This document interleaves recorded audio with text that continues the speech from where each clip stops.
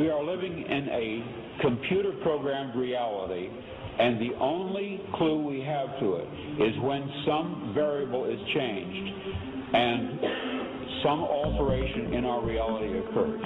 We would have the overwhelming impression that we were reliving the present, déjà vu, perhaps in precisely the same way, hearing the same words, saying the same words. I submit that these impressions are valid and significant, and I will even say this: such an impression is a clue that at some past time point, a variable was changed, reprogrammed as it were, and that because of this, an alternative world branched off.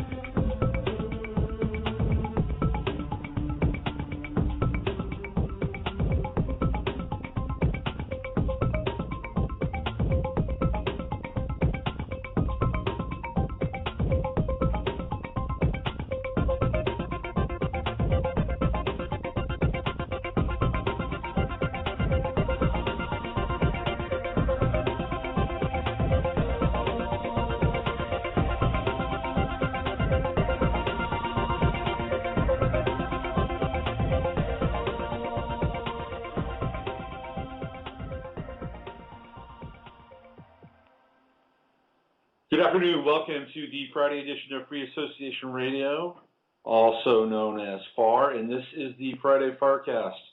And if you are new to the proceedings, what we do here is we set Fridays aside to interview people that are making an impact on our society, culture, world, personal lives, et cetera, et cetera, et cetera. And these people hopefully tend to be deep thinkers and people that will stimulate your imagination, your curiosity, and your intellectual and spiritual appetite to go deeper and further into your own exploration of being human, or being a divine being having a human experience, or being a soul that has a human body. However you want to slice and dice it, this is what this show is about.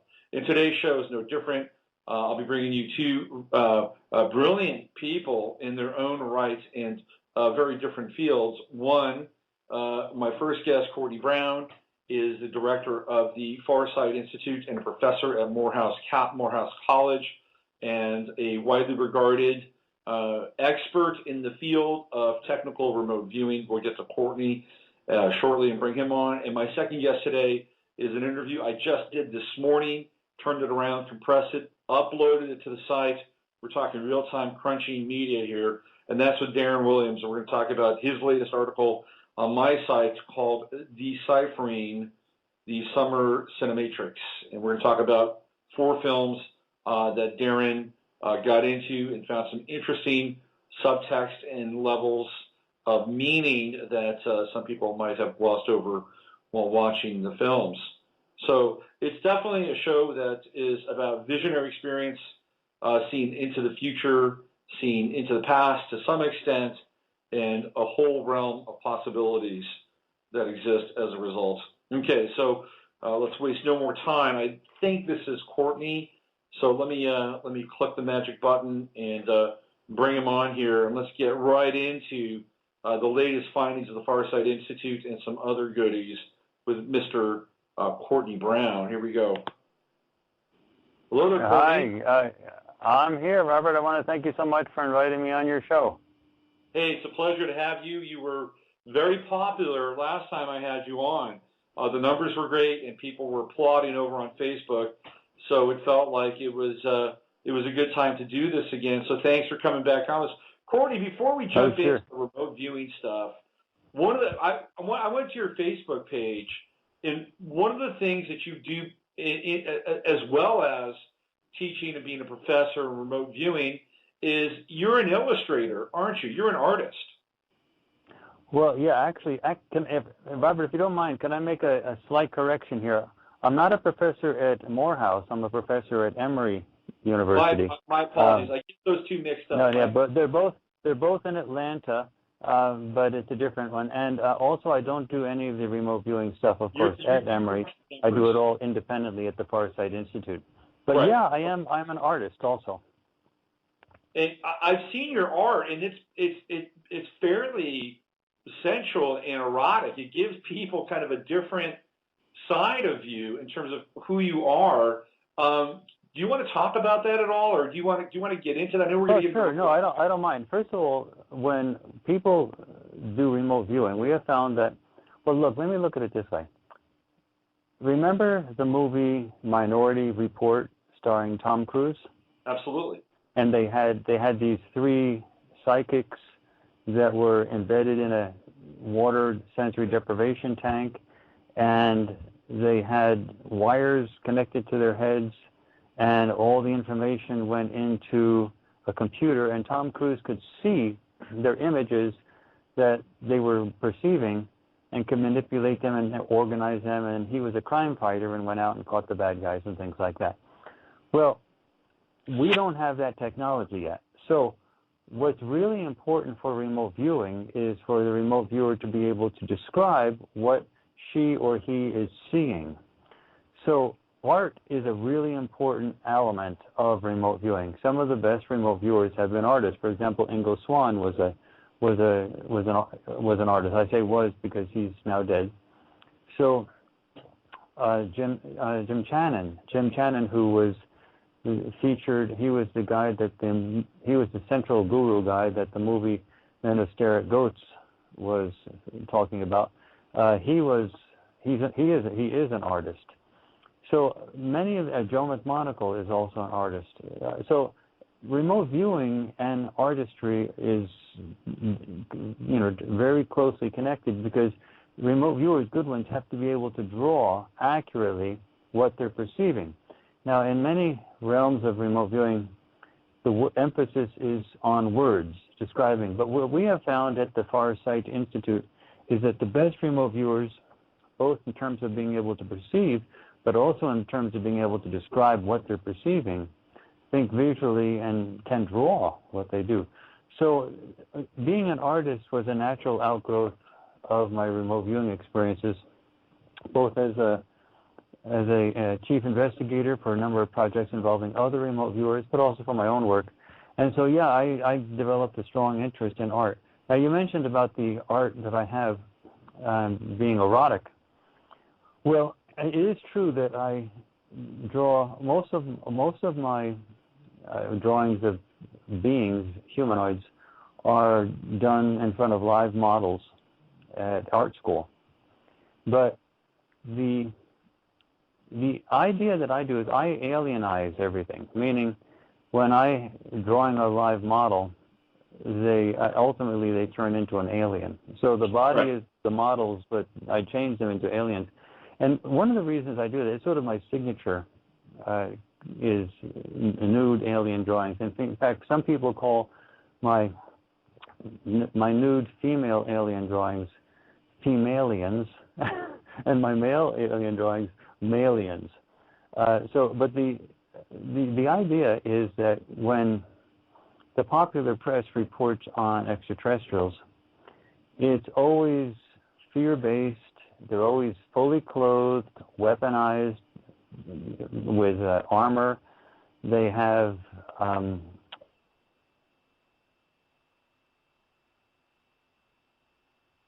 you there?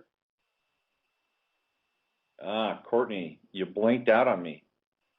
So Courtney has the connection seems to have dropped. There it is, it's dropped again. So hopefully Courtney will call back in. That was kind of interesting. We're going into some unique territory there. Hopefully Courtney will find the digits and find us again. Crawl back through the wormhole, get shot back through the digital wormhole, and get back on here. That would be a bummer if we could not continue our conversation. And obviously, I'm just stalling for time for him to come back and dial in. So Courtney, please do that. I'm sending you my remote viewing vector and beam to come on back in. Calling Courtney Brown. calling Courtney Brown. Okay, so in the meantime, let me just talk a little bit about the second half of the show. Where I'm going to have Darren Williams on. We actually did the recording for the interview this morning, and it worked pretty well, and we had a pretty good flow. And Darren actually has some very unique observations regarding Eyes Wide Shut that he's going to reveal for the first time here on the program. And you guys definitely need to stick around and listen to that. In the meantime, we are waiting for the return of Courtney Brown to come back through the portal here and get back on the show so that we can continue our discussion. Hopefully that will happen in the next minute or two. Yesterday, there was a historic vote that took place in London in the House of Commons. Some of you might be aware of this. It was pretty obvious that David Cameron wanted to go to war against Syria and join forces with the United States and their third partner, Lilith, aka Israel, and take on the Syrian government run by Mr. Assad. And he was defeated by a interesting number, 13 votes in the House of Commons, and he was not a happy camper. This was an absolutely and utterly historic vote. Now, what's happened, however, is that the United States is going to have to go this alone if they're going to do that. And hopefully, Mr. Obama will do the right thing and have it go before Congress so we too can vote on whether or not we are going to go to war with Syria, because it really will be an act of war. It won't be some covert third-party proxy war at all. It will be a full frontal assault, mostly aerial at first, but lives will be lost. It won't be just targeting military installations. There will be collateral damage. Collateral damage are women, children, men who are not part of the what's happening in terms of the military in Syria. Okay, looks like we got Courtney back on here through a different line. Let's do this. Did you get back to the world? Yeah, Robert. This is weird. I had a complete total power blackout that knocked out my phones as well as my computers. It never happens except occasionally on an interview. I hate to be a this will not be the first time that strange things have happened on my show, Courtney. Trust me. I mean, I couldn't even have, I didn't even have phones, let alone my computer. Anyway, so what we were talking about, you want me to pick up where we were leaving? Yeah, let's do that. Apparently, though, we're going to be talking about some interesting things today. Why don't you go ahead and talk about your artistic style, and then let's jump right into the meat of things. Let's finish that up. Sure. Okay. Well, I was talking about my artwork, and so I do a lot of alien art that's naked aliens mostly. And the reason for that is when aliens are portrayed in the media, it's always as they're fully clothed, armored, weaponized, in ships, and the humans are always vulnerable, naked, abducted, whatever. You know, there's always that sort of polarization of humans being vulnerable and the aliens being totally secure and threatening. And so I said, well, you know what we really need here is alien art that is sensual, so where the aliens are naked, totally vulnerable. So I do nude alien drawings, a lot of them, and they're very typical for types of drawings and types of paintings that you get in typical human figure drawing, but they're alienized, meaning they're aliens with alien eyes, 3 fingers, or 4 fingers rather, 4 digits rather than 5 digits. And then I also do some other stuff, which is landscapes, Mars, things like that. But anyway, yeah, the idea is to portray aliens as vulnerable and sensual. You can't be afraid of someone you're attracted to. So it adds that sort of opposite dimension to it. So go ahead. Well, it's interesting stuff, and I'm not sure how many people actually ask you about it, but I wanted to get into it a little bit. Yeah, you can actually find all of my or much of my artwork on my personal website. That's not the Farsight Institute's website, but my personal website is CourtneyBrown.com, just my name.com, and I have listings there on the nav bar. You can see, all the pictures with high resolution and so on.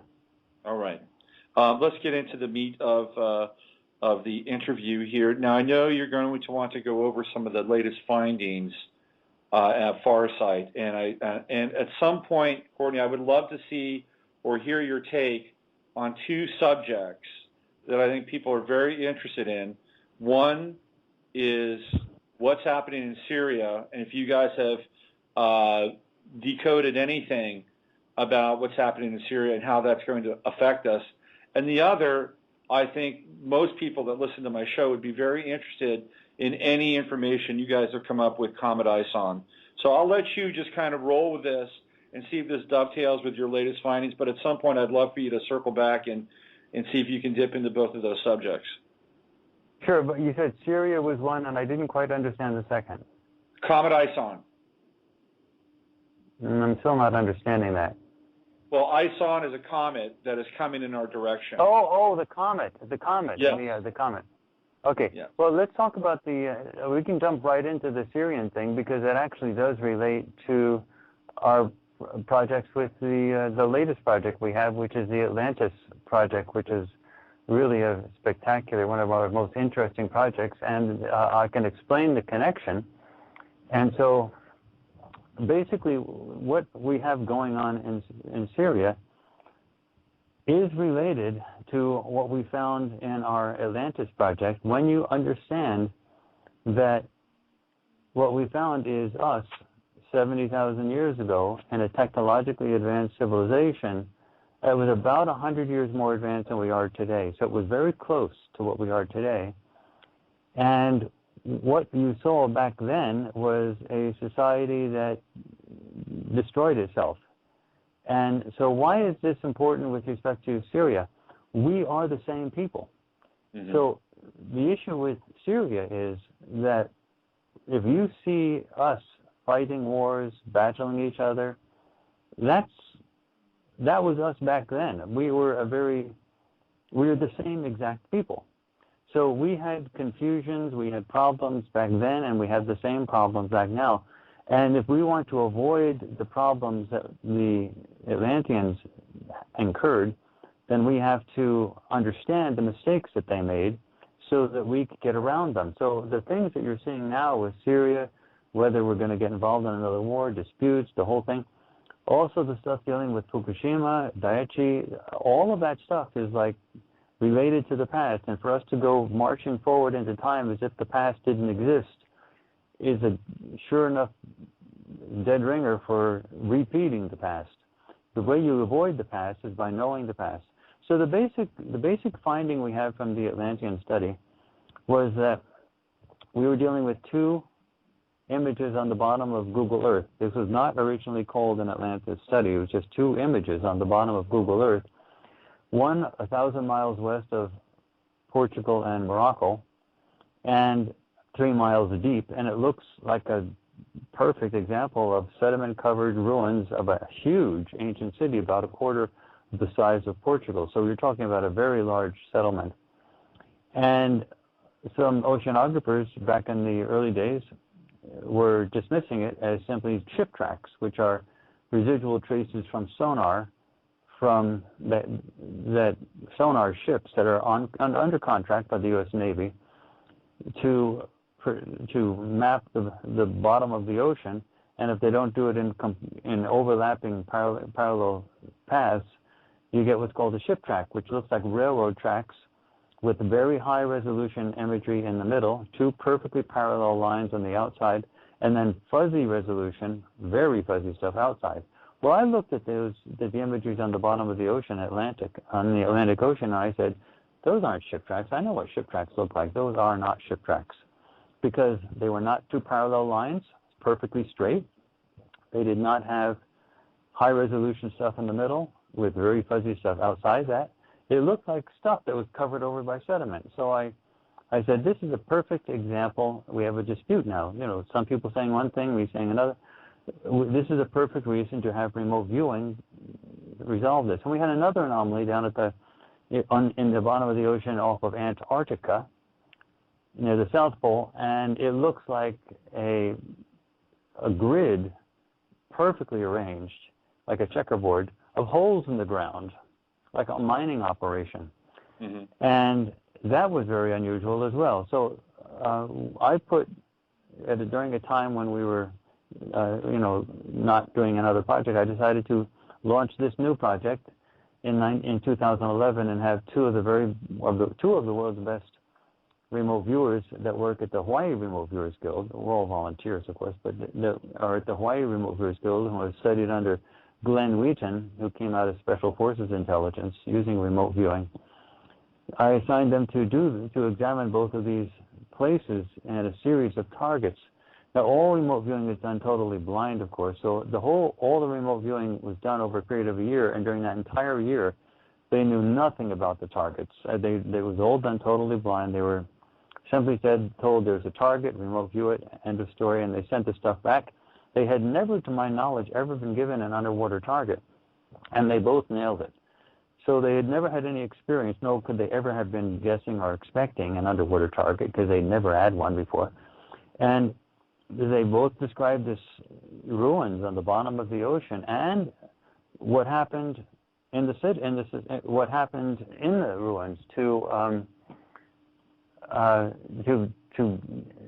create the ruins. Where did those things come from? Now, the actual imagery you can find on our website, the Google Earth imagery, and that's farsight.org, www.farsight, like seeing far.org, O-R-G, because we're a nonprofit. And if you click on the third link in the nav bar, it says Atlantis, which is the new name we gave it, and you can see the pictures in Google Earth. Now, about near the end of the year when we were doing the remote viewing, the Google Earth came out with a new version of its underwater imagery called Google Earth 2.0, we called it, and most of the anomaly was erased. I looked at it and I said, oh gosh, what did they do here? And then some of the oceanographers were coming and saying, see, it's fixed. It's gone. We fixed it. Actually, they didn't. I didn't say. They said it's been fixed. And I looked at it, and my personal opinion was that nothing was fixed at all. What happened was high compression algorithms were used to smooth the ocean bottom data, thus eradicating the color gradient. And the evidence of that, you have very large patches in the anomaly, very, very large patches that have all the same color. So you can't see any detail at all. So if you see a picture of your Aunt Matilda, and you see her hat and her hair and her nose and her lipstick and so on, if you keep compressing that image, going JPEG, worse compression, worse compression, worse compression, you'll flatten it to the point where you can't recognize Aunt Matilda anymore. It'll just be a solid gray. Right. So that's what it looks like to me happened. Now, be very clear, I am not saying that anyone, any oceanographer, any scientist, any institute or whatever, conspired to corrupt the Google Earth data. These are governmental data. They are collected under contract for the U.S. Navy, and the government can do whatever they want with them before anyone else gets their hands on them. All I am saying is that I personally do not trust any image or any authoritative dismissal of an image, especially in this day of easy digital manipulation of photographs, because, like even any teenager can Photoshop something that looks so realistic, even the experts can't tell. So this was a situation, and that for me, that I personally would rather have some other means of determining what's right, what's wrong. So for me, this is perfect for remote viewing. Let's send two of the best military-grade remote viewers on the planet into this place and find out what it is. If it's ship tracks, we'll find out that it's ship tracks. If it's not ship tracks, something else, we'll find out. And what they found out was that it was, in fact, an ancient civilization. Actually, it wasn't so ancient. We now know the date of it, 70,000 years ago, which was not long. And they destroyed their entire civilization. And basically, I know we have sort of time issues, so I'm just going to cut to the chase. What basically happened is that the area off the coast of Morocco and Portugal, 3 miles deep, was an ancient civilization living area. Think of a huge version of New York City. Mm-hmm. So it was a working area, living area. And the architecture was more like the type of grand architecture you got in the 1940s and 50s, of the style that had vaulted ceilings, arches, things like that. But they also had electronic walkways, escalators. They had millions of people going to work, rush hour. It was that type of thing. Mm-hmm. Down near Antarctica, you had a totally different situation. Down near Antarctica, you had a mining, scientific, military, industrial complex. The architecture there was much more comparable to what we have in terms of modern architecture, which squared off buildings. And the buildings went, like skyscrapers, the buildings went just about as deep as they went up. And that facility down there was a big area. It was a huge area, like a city in itself. That was actually housing a whole bunch of scientists who were actually doing secrecy-cloaked science in another experiment they were doing.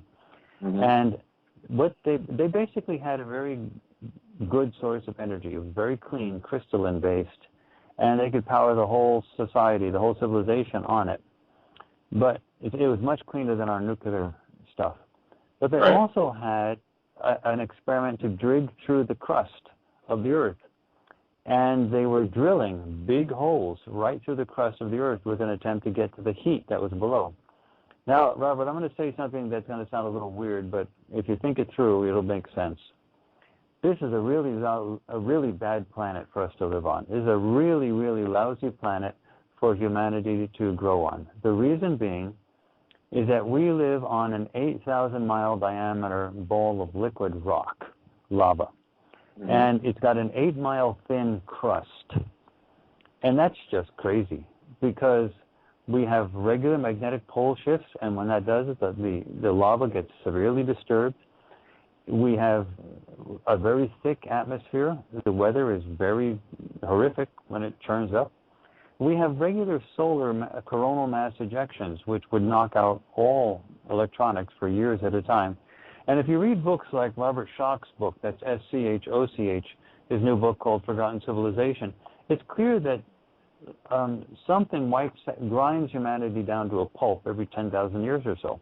Right. So, this is not what's taught in mainstream archaeology or mainstream anthropology, but what is taught at the universities in those realms is simply incorrect.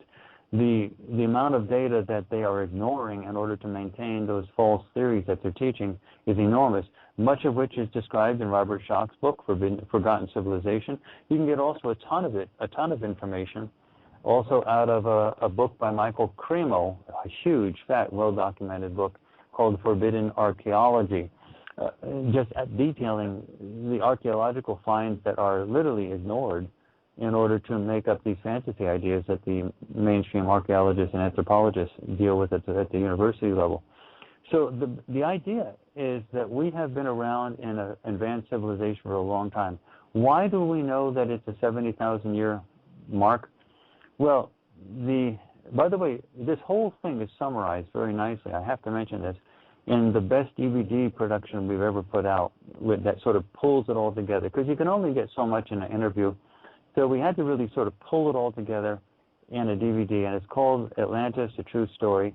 And there's links to that. It's sold on Amazon, and there's links to that right on our homepage, Farsight, www.farsight.org. And it's really, it's probably our best DVD we've ever had, and it's really sort of tells this whole story and pulls it together. But the basic idea is we have a good idea of when it happened, because the clue came from the geneticists who, and this is really not in dispute, about 70,000 years ago, there was a huge volcanic eruption, a huge volcanic event, and that killed off every human being on the planet except for about 2,000, 4,000, 6,000 pairs of survivors. Now, those pairs means that those are the ones who were having babies. There may have been other survivors, but they were not having babies. Every single human on the planet Earth today, whether you're Aborigine, Caucasian, African, Native American, Asian, no matter what, we are all related to the same 2, 3, 4, 6,000 pairs of survivors from 70,000 years ago. And so what we have found, this is commonly referred to as the Toba catastrophe theory. You can look it up in Wikipedia. TOBA references Lake Toba in Indonesia, and they think that might be where the volcano actually popped. They are incorrect about that. In fact, but they're close. They're not far off, because Lake Toba is a volcano, but they've got the general idea, the general area. But it's actually, instead of in Indonesia, it's on the other side of Australia, which is not far away from sort of a global perspective, but off the coast of Sydney in the direction of New Zealand. That's where the drilling happened. Because we know that because that's the thinnest area of the crust, and that's the largest concentration of lava rock anywhere on the crust. And also, if you look at the anomaly on the bottom of the ocean, 3 miles deep, 1,000 miles west of Morocco and Portugal, if you look at that spot sunk. That gives you an idea of where the explosion actually took place, because when they drilled through the center of the crust, they released, it wasn't like a volcano that slowly seeps out some lava through a crack and then builds up a pocket, and then the pocket busts. They actually drilled huge, big cylindrical channels directly through the crust into the liquid rock. And so what happened was they blew out, they had an explosion nearly the size of Australia. They blew out a hole in the crust that was enormous. And when you do that with that much pressure and release of lava, you're going to get an indentation on the Earth. Now, where are you going to get that? You're going to get it in what they call the antipode, which is the exact opposite spot on the planet. Yeah. So that exact opposite spot, the antipode, is exactly, not approximately, exactly where that ruins, those buried ruins on the bottom of the ocean, 3 miles deep, 1,000 miles west of Morocco and Portugal are. Yeah. So it connects the other side of the planet exactly. So that spot, it's called the Admiralty. That spot off of the coast of Sydney, Australia, in the direction of New Zealand, that's where it happened. It's the thinnest spot on the crust, the largest concentration of lava rock on the planet, and it's exactly opposite the antipode, which is where the anomaly on the bottom of the Atlantic Ocean is. So that's what happened. They blew out that spot, and then the spot exactly opposite that on the planet sunk. That's what occurred. That's fascinating stuff, Courtney, especially in light of what's happening today with fracking and the destabilization of the crust and even the mantle with fracking and getting into the water table, and now we have. Now, Robert, you're raising some good points. Notice with all of these points you're raising, that all of these things are done in secret, meaning they don't put any press releases out when they start a new fracking operation. That's right. They don't put any new press releases out, and when they build these nuclear power plants like Fukushima Daiichi, which is very similar in construction to power plants all over the world, hundreds and hundreds and hundreds of them, that they don't. Everything is secrecy cloaked. So all of these things that you're saying, which are dead on, have the same phenomenon of the way we do things. So these so-called Atlanteans, we use the word Atlantis now just because it sort of captures the idea of a high-tech civilization that destroyed itself by burrowing into the earth, because that's actually what happened. So we use that word now to describe this. But that actual phenomenon was a secrecy-cloaked experiment that they were doing. And it destroyed the whole society, including the scientists, the industrialists, and the governmental people. It destroyed everybody. They all died. So, but that wasn't an ancient civilization on a distant galaxy far away. That was us. We are the descendants. We're the same people. So people repeat themselves, and we are right now repeating ourselves. So that's the type of thing. When you asked about the Syrian thing, what should we expect? We should expect confusion, fighting, secrecy cloak stuff, because that's the way we are. And how do you combat that? You don't combat it with more missiles. What you combat it with is information. It's not secrecy that wins. We already tried that. We all died. We wiped ourselves out. You combat it with information. So that's one of the most important things about the Farsight Institute. We have all public projects. We have public verification of our data collection process. We show all of the data, all the remote viewing data. Our remote viewers have long track records that are public, going back many, many years in public experiments that we've done at the Farsight Institute. So it's just the opposite of secrecy cloak stuff. It's, the end of secrecy in that sense. And the evidence that that's the direction we need to move is clear when you see what secrecy cloak stuff did to us 70,000 years ago. Right. One of the key factors, or one of the key points for the narrative of Atlantis, is also the history and the presence of Lemuria or Mu. Have you guys tapped into that at all through the Farsight? No, you're raising is the idea that there may have been other previous civilizations as well.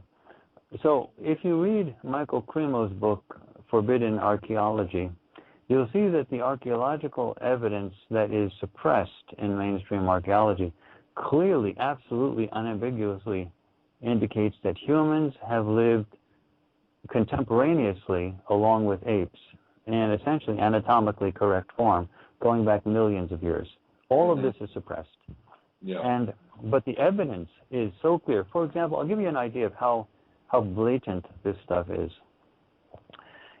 Our mainstream archaeological and anthropological sort of establishment says that we were basically hunter-gatherers till about 3,000 years ago. And around that time, we sort of got our wits together and formed our first human civilization. That human civilization didn't exist as human civilization before then.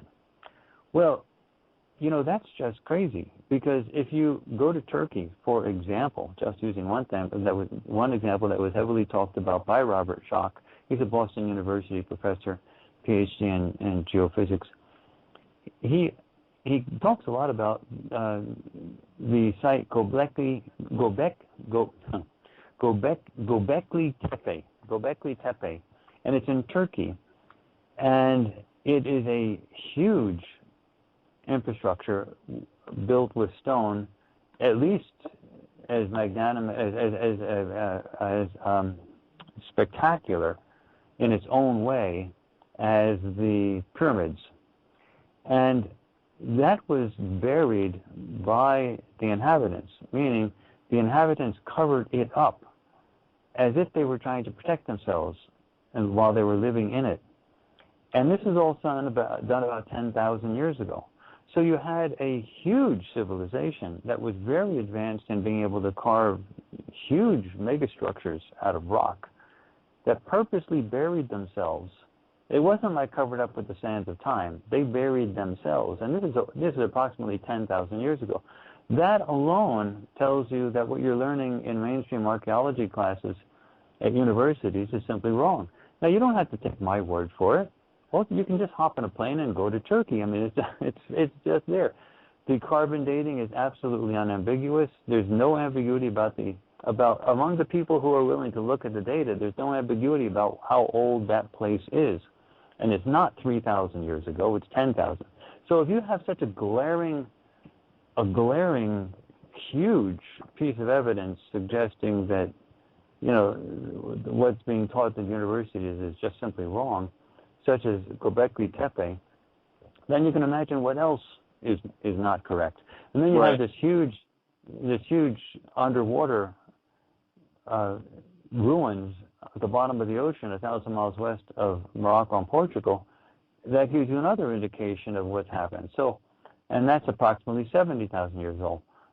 So the reality is, when Michael Cremo starts going through his stuff, saying that there have been anatomically correct humans going back millions of years, living contemporaneously with apes, that tells you that that there may have been, and most likely were, other civilizations that we don't really have a clue about. So your question about these other civilizations is a very valid one, but we're just beginning to understand sort of how misguided we are in our mainstream thinking, and we don't really yet have the full answer to all of these other civilizations that you're talking about. Mm-hmm. Well, it seems to me like history and archaeology in general, and I'm not saying this happens behind closed doors with a bunch of guys sitting across a table smoking cigars, but it seems like the reality construct is really kind of based around and fortifying the whole Darwinian idea of evolution on the planet. And so with that as its framework, with the whole Darwinian piece as the kind of archaeological evolutionary framework, everything seems to grow out of that to support that. And have you got... You're right. Yeah. You're right. Although if you ask mainstream science, what is, if let's say you go up and say, okay, so you guys are scientists, right? Give me an example of your two biggest and bestest that sort of describe what mainstream science is really all about. What they would do is they would not do Einstein and Newton. That's not what they would say. What they would say is Freud and Darwin. Right. Those are the two biggies. They say if you want to know what mainstream science is all about, our two pillars that underscore our whole way of thinking in the modern approach is Darwin and Freud. And what we can do now is say, look at Freud, for example. We know that Freud was just totally wrong. Yeah. He thought of psychology in terms of an anatomical type of phenomena resulting from brain activity, and he had no understanding at all that we are non-local beings. We don't have a soul, we are the soul, and we have a body. That's what we now understand. And that the remote viewing clearly indicates that we can transfer information with our true selves across time and space in complete violation of the classical and relativistic laws of physics. So we understand now that our personality is not limited to our physical personality, and that it doesn't die when our physical bodies die. So it's a whole new realm of psychology. You might call it subspace psychology, psychology that goes beyond the physical, that needs to be developed.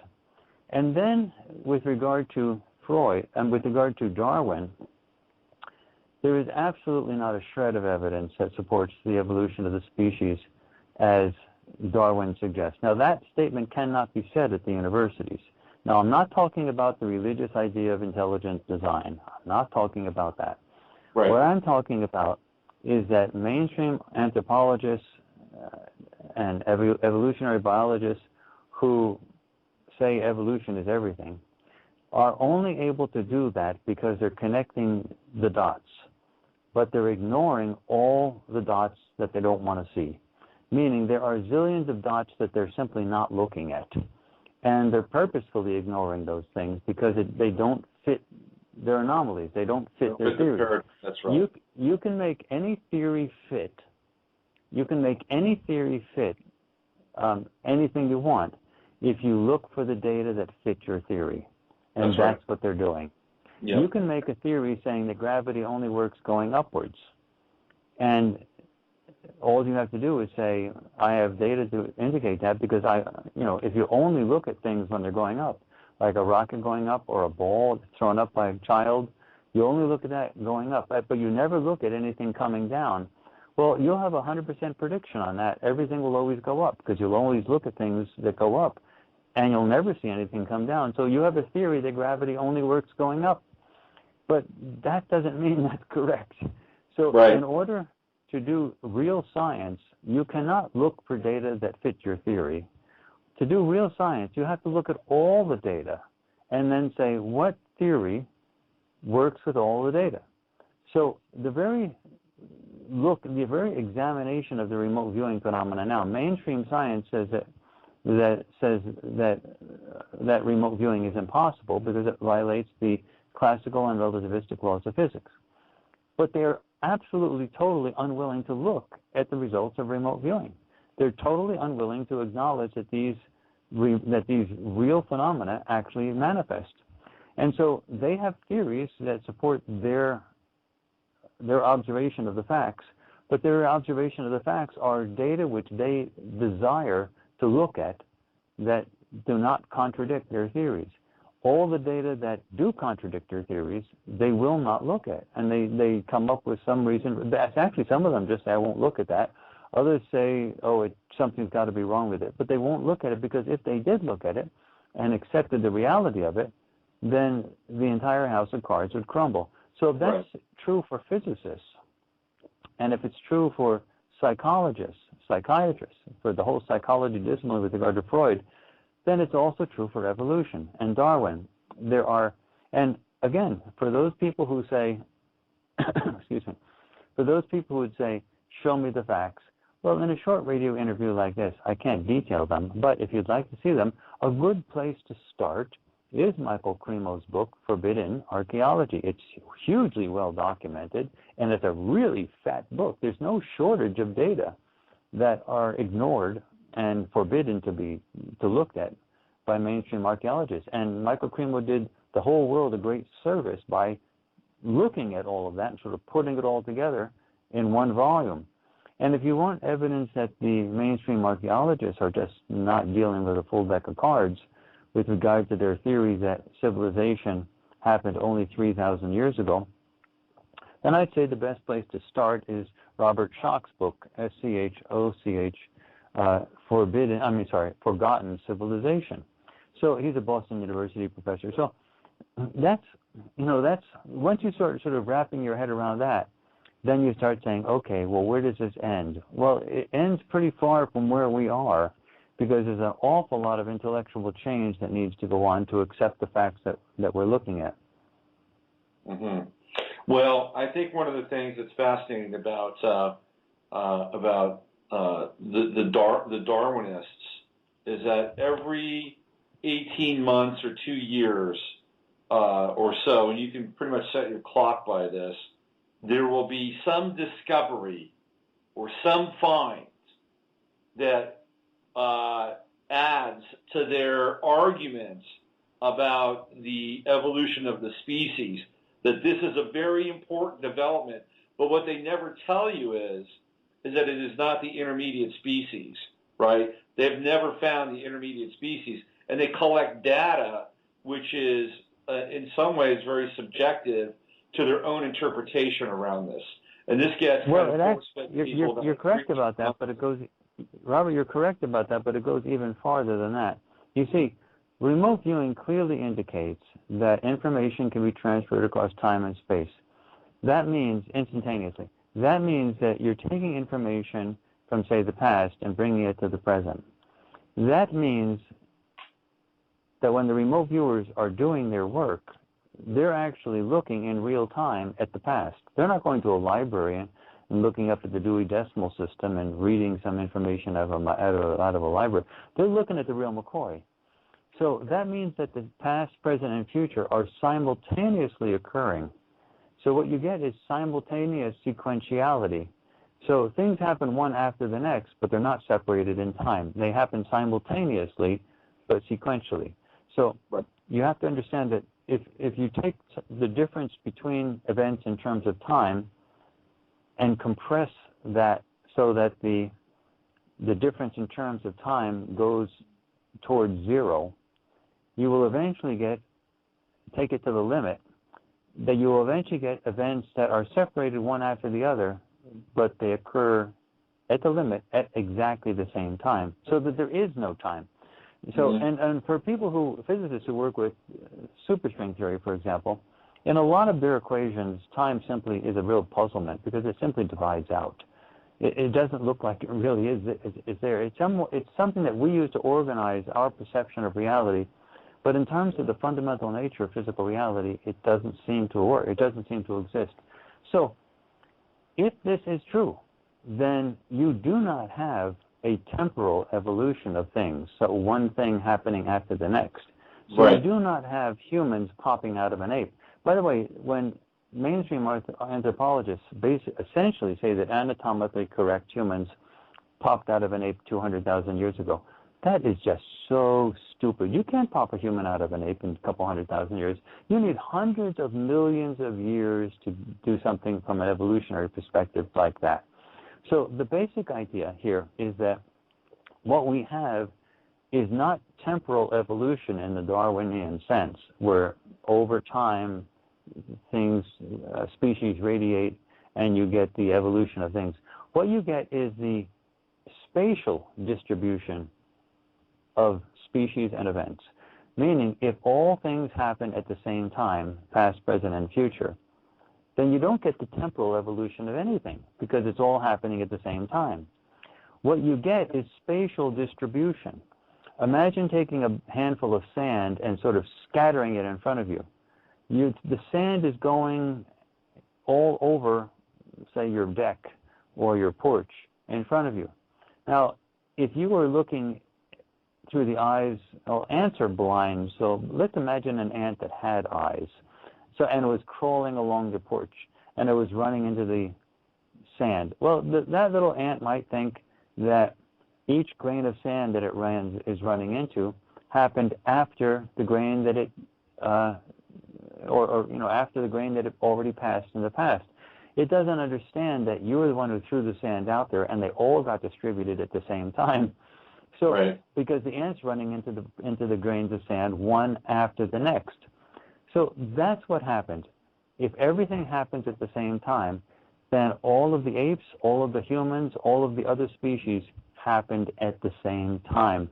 You have a spatial distribution. You do not have a temporal distribution because everything happens according to simultaneous sequentiality.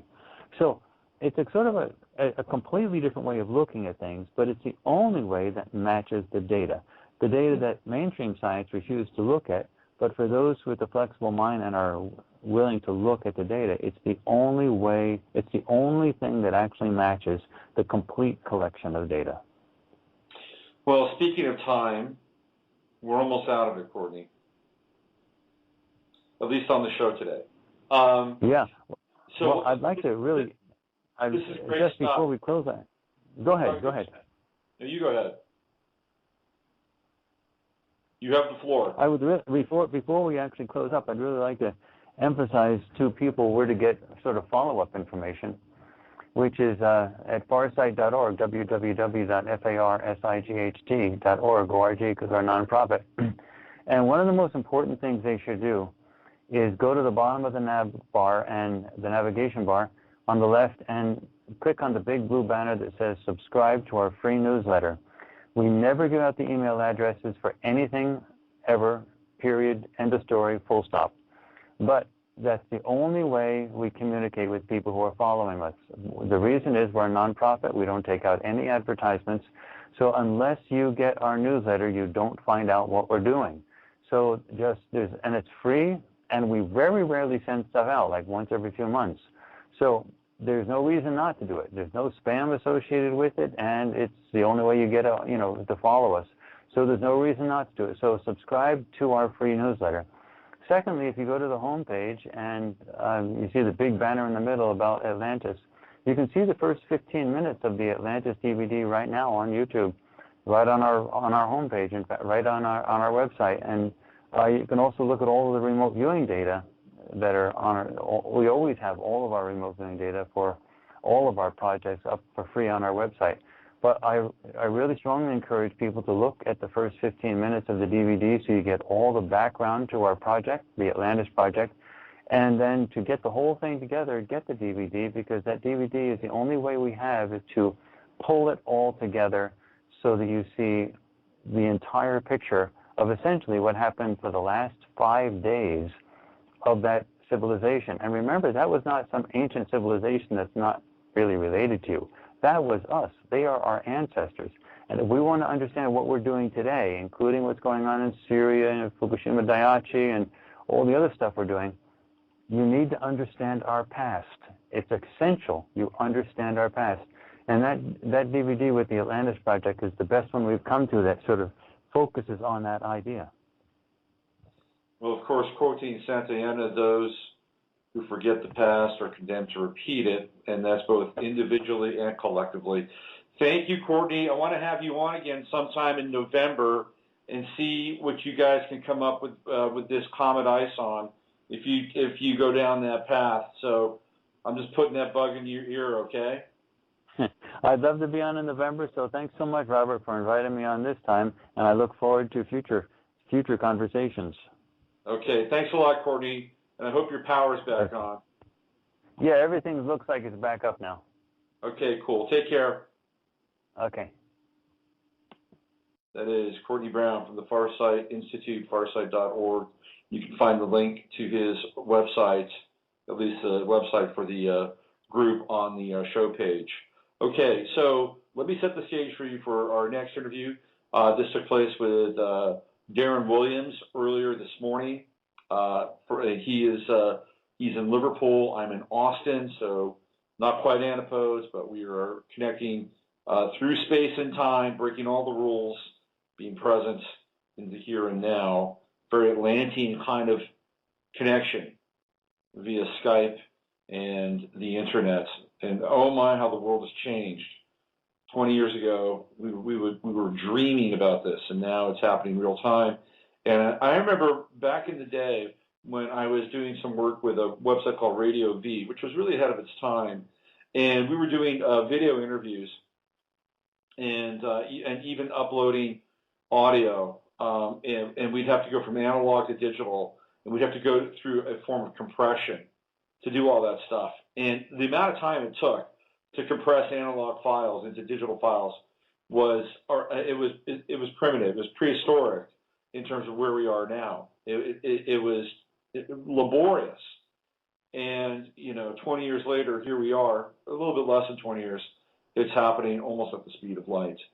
So things are advancing very rapidly in the world around us. Okay, so it's me and Darren from this morning, and getting into Darren's deconstruction of 4 summer films.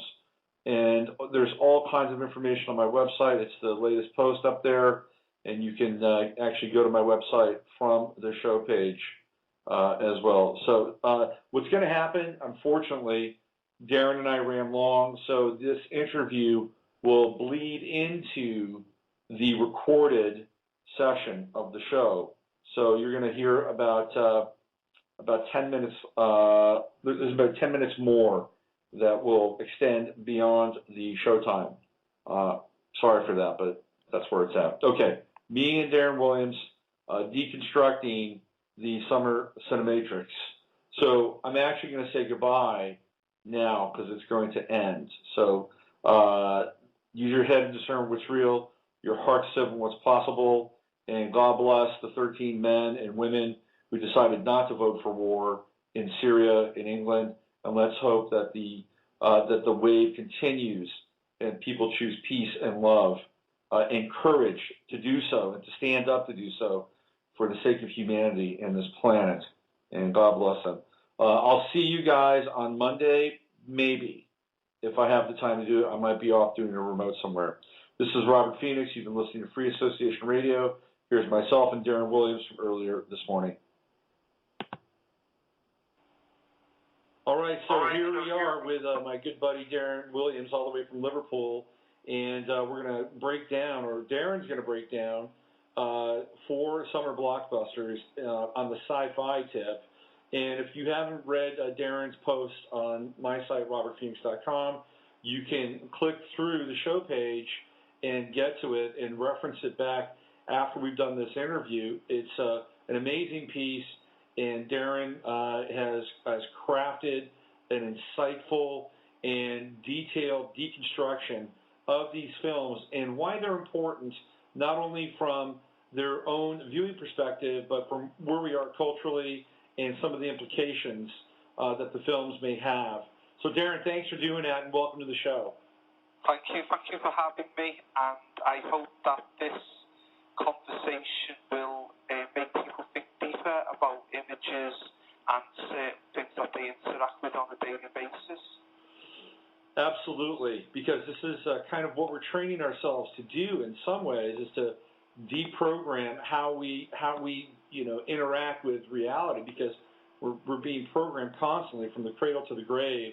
And just as kind of an analytical or deconstructive tool set, I think it's really important to be able to have that in our world today. And you do an amazing job bringing some of this stuff forward and helping people get into the dojo of their minds around this. So let's jump into this. You did 4 films.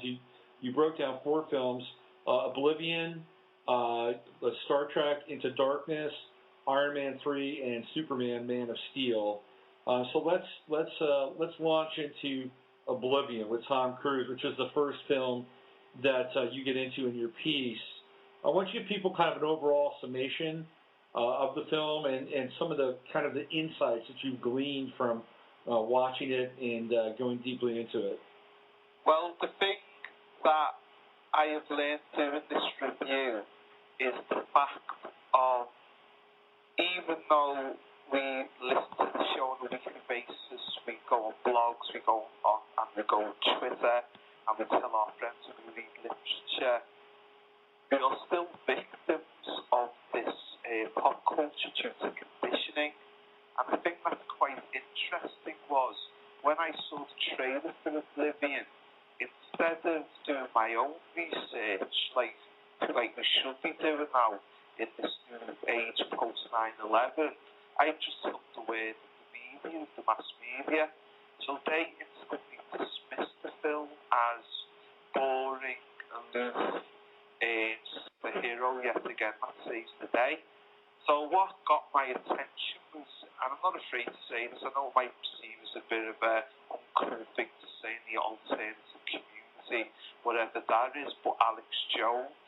And Alex Jones was praising the film and said that people should watch it because it has subliminal messages in, and it's about good over evil, and it's talking about the drone issue that is currently very controversial in America, and American identity, and political deceit, and corporate manifestations of power. So then I obviously done my research based on that enthusiastic thing from Jones. And what I got was a really interesting bit of the gold, which was the director directed what I consider one of the finest films since 2000 in Tron Legacy. Now, this film, Tron Legacy, is basically made by Disney, but it's actually a film that is against the corporate structure, most notably against companies such as Microsoft that charge huge amounts for software when they know that the majority of people are hardwired into using that operating system. So I realised that Tom Cruise linking with Joseph Kosinski, the director of Tron Legacy, was a very interesting and bold issue. Then, further onto my research, when I knew this film Oblivion was saying something, was Tom Cruise's name dropping of a new modified version of something known as throught screen projection. Now, for those who are familiar with the work of Jay Whitener, who is a deep inspiration to me, is that Kubrick, in his research, found that throught screen projection was the main process used for 2001: A Space Odyssey, but also, controversially, according to Whitener, it was also the technique Kubrick used to fool the world that the Apollo 11 astronauts landed on the moon.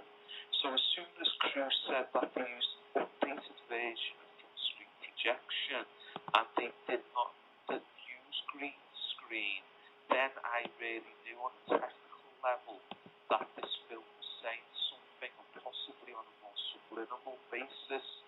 Then Cruise, to promote the film, to counterbalance the criticism found within the American, but more notably the British cinematic press, stated that he learned a lot of the technical cinematic skills seen in Oblivion from his time being a friend of Stanley Kubrick. So from that name drop. I knew this film was saying something, and this film, I have to say, does not disappoint. It is a film that people can get on numerous levels. So, for instance, if you're in a job and you have an overbearing boss that likes to micromanage you, you can look at it that way. If you are in a relationship with a quite difficult and unemotional individual, you can get things from that. It also explains in a quite, I would say, one of the best ways I've seen Hollywood ever do, explains about how men can be conflicted between two women, which normally is seen as he's the villain, he's trying to get his sexual kicks. But really, it's explaining how an individual can be in love with two people, as well as explaining the notion of false flag terrorism and political deceit, and also the importance of New York, and specifically the new One World Centre that is replacing the Twin Towers.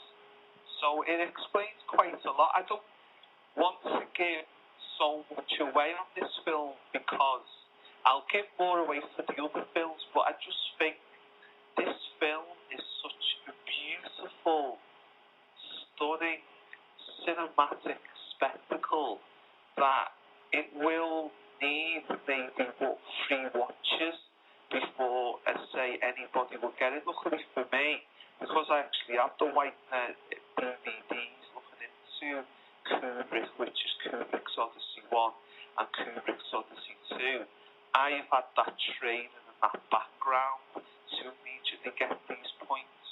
But a point that might be interesting and something that I'd like people to look into is the deliberate triangle that America is caught between Britain and Russia, and how the director has 2 women representing these 2 countries, and the man being America.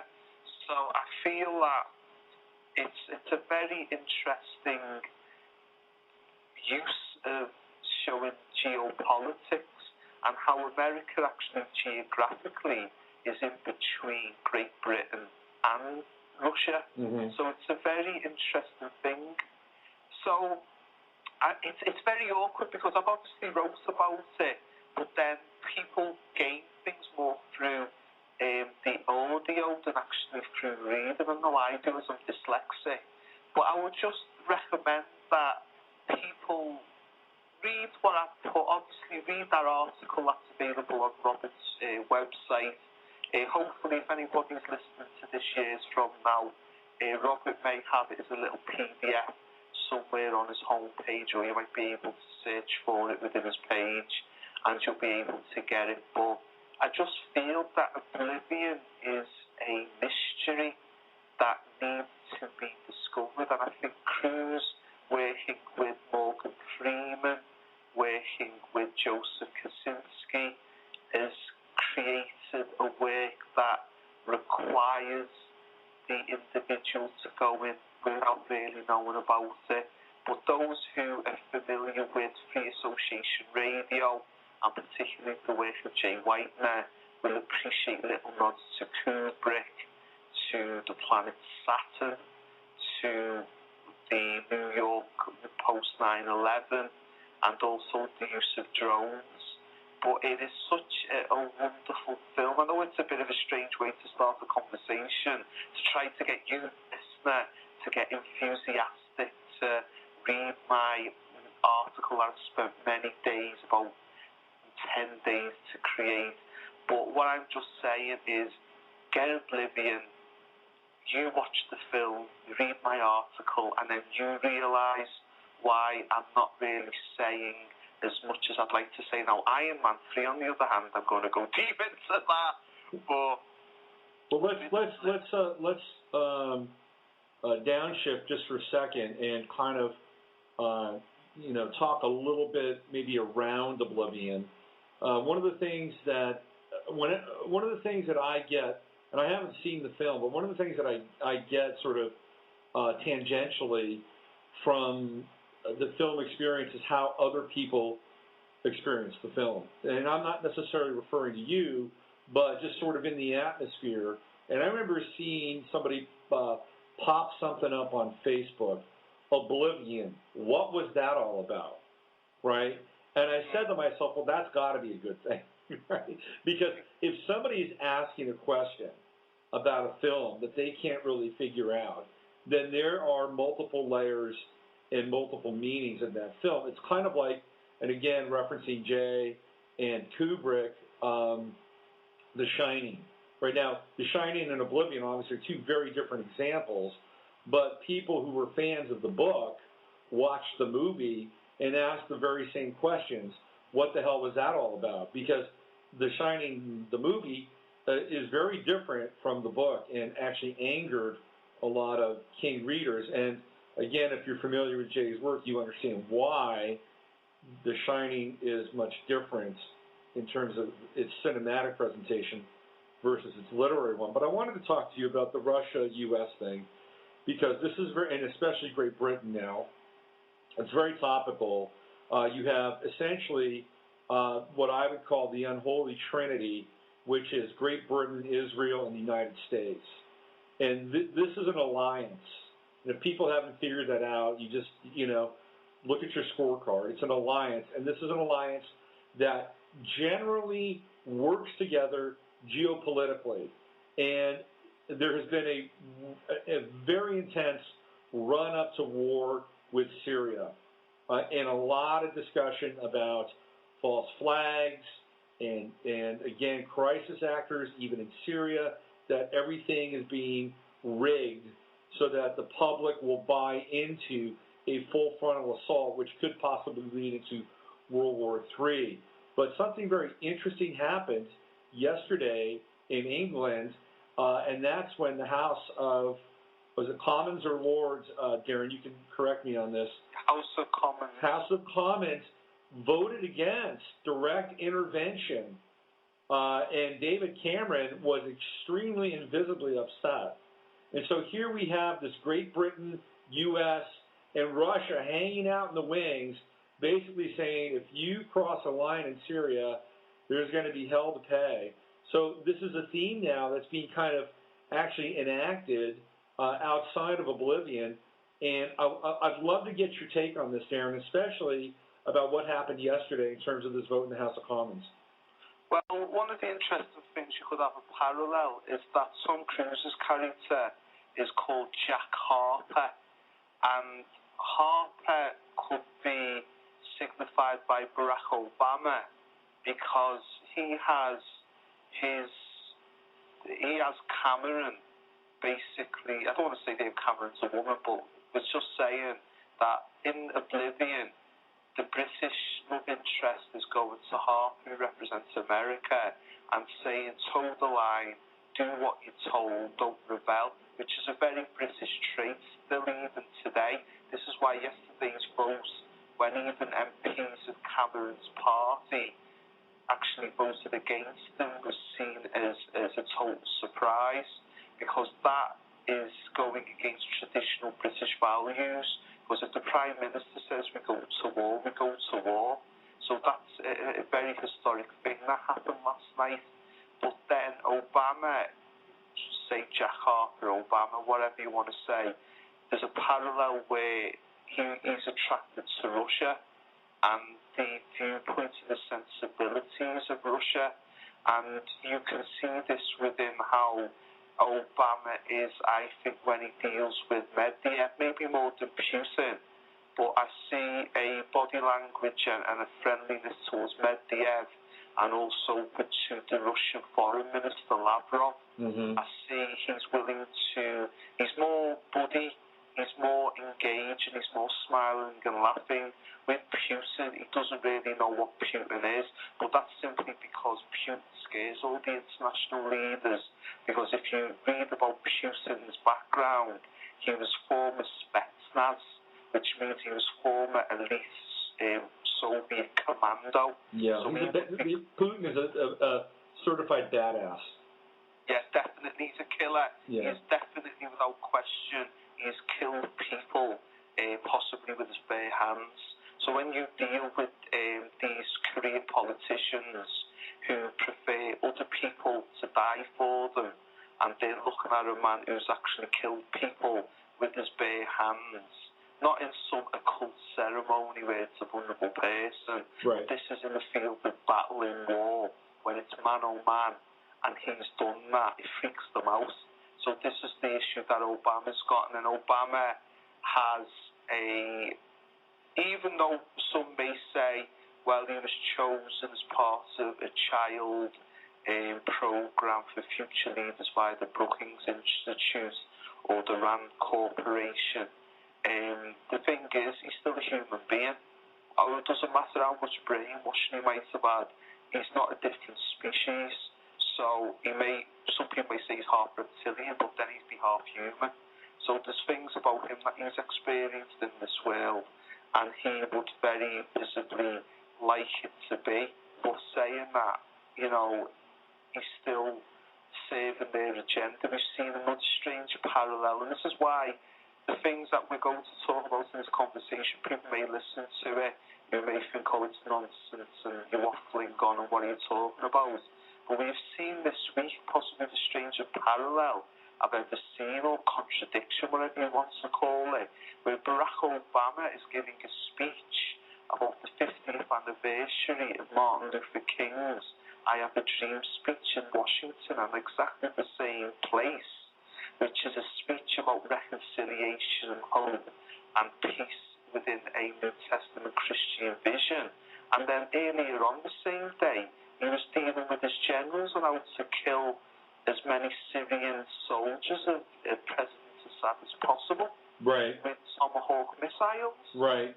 Well, whatever we are talking about, the people who are in control, the people who have gone to your Harvards or your Occidentals or your Oxfords or your Cambridge or whatever, or the Sorbonne, whatever great institution these so-called politicians or elite business class go to, they're more insane than anything we are going to talk about or anything covered on Free Association Radio. Because how can you wake up in the morning, talk about basically flattening part of the country to the Stone Age, knowing full well there will be collateral damage, as they say, which means innocent people will die, and then in the afternoon you're giving a speech about love and peace. So this is what we have to do. What we have to do is we have to start not trusting the media, and what we have to do is we have to start using our own tools to decipher this is good, this is bad, this celebrity is okay, this celebrity is a bit weird, a bit sinister, quite dark. So we don't need people in the mainstream to say this person's cool. We can just make our own decision. Right. That is provided we can get beyond our own biases, which is really the hardest thing to do, I think. Yeah, and also one of the hardest things to do is to deconstruct what you've learned at school. Right. Basically, what we've all learned in the school system is there is the teacher, and whatever the teacher says is law. And, the teacher's got their own agenda. Like, one of the things I was saying to a friend who's got young children, one is to start school in September, in next week. And I told them, I said, have you ever met the teacher to classify if they're suitable to teach your child? And he said, I don't have to. The school does that job for me. And I said, but when you have a childminder to come into your house and look after your child, you are looking at their resume. You are looking if they've got government accreditation. You could even find out word of mouth if that person is a reliable, trustworthy individual. So you put more into a childminder that might look after your child for, say, a couple of hours on a Saturday night, Sunday morning, when you and your wife might go out for a meal or a nightclub or a family get-together. But when it's a school, and your child's in there from 9 a.m. to 3:30 p.m. Monday to Friday, you're not looking at anything. Because what we are programmed to believe in institutions and individuals, and what we have to do is, I'm not saying we have to be paranoid, but what we have to do, listeners, we have to use our own intelligence, we have to use our own common sense to say, well, I respect that individual, but then I will take it on myself and to decide if I like it or if I don't like it, rather than just be like, oh, anything you say, because in the end it's like they're serving you the worst meal in the world, and they're saying, this is lovely, isn't it? And the person's eating it, the person's going, yes, it's absolutely lovely, yet the person knows it isn't, but the person's too scared to admit it. You know, that's North Korea business, but North Korea is more overt than the Western society that is a more sinister, more definitely psychological and subliminal. And I think we've just got to learn that with the revelations of Edward Snowden, nobody is free these days. You know, we're conducting this conversation via Skype. They are well recording this. Absolutely. They are well got a file on me because of the stuff I'm putting on Facebook and articles and what I'm chatting on the phone. And they're doing the same to you, Robert. But the thing is, at the end of the day, what do? Do we just say we can't talk about these things no more?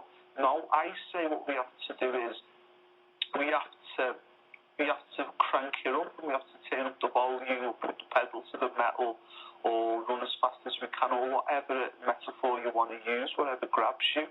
But what we have to do is we have to become our own king. And as the Bible say, the kingdom of heaven is within. So you don't have to look to the sky, or you don't have to close your eyes really hard and put your hands together and pray and bow on a mat, or whatever it is, or go to church. The kingdom of heaven is within. So that divinity is within you. Now, how do you unlock that? Well, I guess part of it is intelligence. And again, this is something that Christians don't really talk about in the book of Daniel. It states that God, or the Creator, had the intelligence to create everything. Humans are built in the image of God. Therefore, you need to use your intelligence, because that is a godly thing. And within Buddhism, the major tenet of Buddhism is that you must enlighten other human beings for the positive. Right. But on the flip side, Darren, there can also be an argument made that to enter the kingdom of heaven, one doesn't necessarily have to be intelligent, one has to have faith. Because there are people who, let's face it, they're never going to be able to sit down and have a discussion at a high level around, you know, what people deem to be important in society, but that doesn't make them any less godly or any less divine. But if they live within their heart and have their heart as kind of an open testament to faith, then they too can enter into the kingdom of heaven. Because that's why, in some ways, Christianity, or certainly the teachings of Jesus, were popular, because it was going against the grain of an intellectual tradition of the Pharisees. And Jesus said, you don't really need all of that. All you need to do is live pure of heart, have faith, and come to my Father. So there can also be an argument made that, well, it's great to be intelligent, and don't get me wrong, I'm not knocking it, because, you know, I end my show with use your head to discern what's real and your heart to stay open to what's possible. So I totally agree with you, but there's another component to what you're talking about, and I think that both of them together can be very potent. Yeah, I know many people who are very godly, lovely people, but they're not looking deep. It's like, my view of it is, and again, this is my perspective of it, I'm not saying it's true, but say that individual passes on to the next realm, and there's St. Peter at the gates, And then St. Peter says, all right, yeah, you're a good person, yeah, you've done all of this. But, you know, when you looked at a chimpanzee, did you ever wonder why it looks so similar to a human? Right. And that person will go, no, it never bothered me. So St. Peter's just going to say, well, you're not worthy to get in, you've got to do it again. And this is it, because we all have moments where divinity, like, touches us. And I think I read something by General Patton, and in it says that every human being has a time in the period where divinity will intervene in your life, and it will do something to say, go down this path. Yeah. Then it's your decision to go down that path. Right. You know, it's like seeing a UFO in the sky and just shrugging your shoulders and then going into Hooters. You know what I mean? Right. No, I hear you. I hear you. You know, to your point, changing operation going on there. Yeah. To your point about this, I want to share with you a story that I think is on topic, and then I want to circle back to Medvedev, because I have a theory about Medvedev and Obama, and then we're going to move forward and we're going to get into Iron Man 3. About, I don't know, maybe about 4 years ago, 5 years ago, that's longer than that, because Bush was president, so let's back it out to about 8 years ago. I was watching a special on faith in the United States, and Tom Brokaw was he was the host for this special. And one of the things that he did is he spent a lot of time at a mega church, and the mega church that he was spending time at was in Colorado. And he was talking with this woman, and he was asking her about Bush and Bush being a Christian. And he asked her straight up. He said, how do you feel about, the president being a Christian? And she says, oh, that's great. I love it. I love it. Well, why do you love it? And she said, well, I don't have to worry about him. She was just literally handing over her will to Bush because he was a Christian. And here's the reason why. Because, number one, he qualified as being a Christian. Number two, his staff was working with pastors around the country. They were taking calls with pastors from around the country. And pastors were giving Bush and his staff keywords to use in his speeches that the pastors would then in turn use at their sermons, so that there would be this connection, and then people would key into the keywords like works of wonder. That was a phrase that Bush would use, consistently. So on one level, there was programming going on. He said all the right things. He had the right accreditation, according to her. And here's the kicker. She then came in and she said, I'm a mother, I'm a housewife, I work, I'm busy, and that's just one less thing I have to worry about. And I think part of this has to do with the fact that we lead lifestyles that don't allow us the time to reflect and the time to step back and think. And some people might be afraid of that. It might terrify them.